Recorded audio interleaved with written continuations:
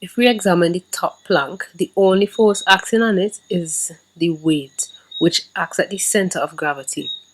Since we know that the plank is uniform, the center of gravity is located midway on the plank. There's an equal and opposite force to the weight created by the bottom plank that balances it so the top plank stays in position.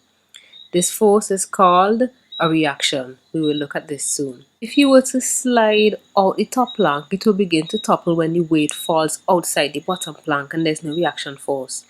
Therefore, the maximum value for x, for which the top plank will stay in position, will be 1 meter, since if you increase x slightly beyond 1 meter, the plank will topple. Question 2. The forces of interest acting on the top plank are the weight of the plank and the weight of the block. We can calculate these values by using the equation W equal mg. G has a value of 10 meters per second squared.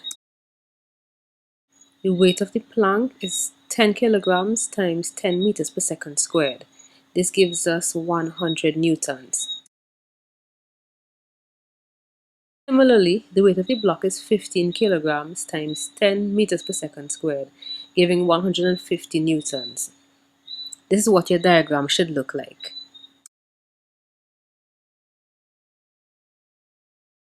Now to calculate x, we have to use the principle of moment that states that for equilibrium, the sum of the clockwise moments about a point is equal to the sum of the anti-clockwise moments about the same point. Point of rotation is where the bottom plank stops. So let's call that point O and measure distances from O.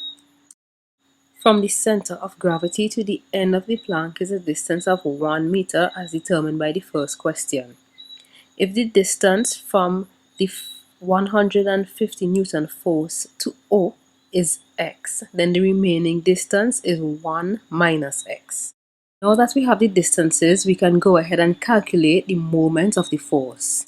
The 100 Newton force provides anti-clockwise moments, and it is calculated by multiplying 100 newtons times the distance 1 minus x.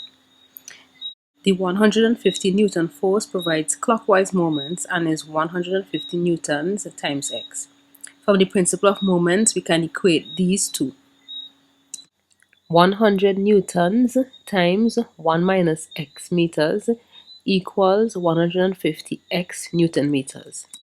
Get rid of the brackets by multiplying what is outside by everything that is inside. That will give us 100 minus 100x equal 150x. Put the x on the right side of the equation and you get 100 is equal to 250x. Therefore, x is equal to 100 divided by 250 and x is equal to 0.4 meters.